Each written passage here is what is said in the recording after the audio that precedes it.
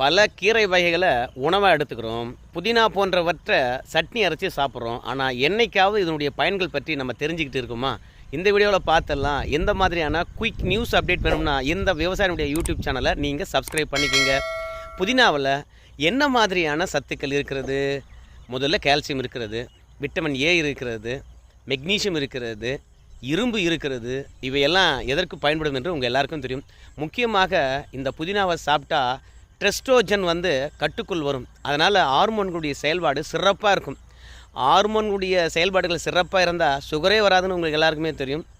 ஈறு பிரச்சனை, வாயில் தொற்றுகின்ற பாக்டீரியா பிரச்சனை, செரிமான பிரச்சனை, இதெல்லாம் புதினா சாப்பிட்டா ஒட்டு மொத்தமாக ஒழிஞ்சிடும்.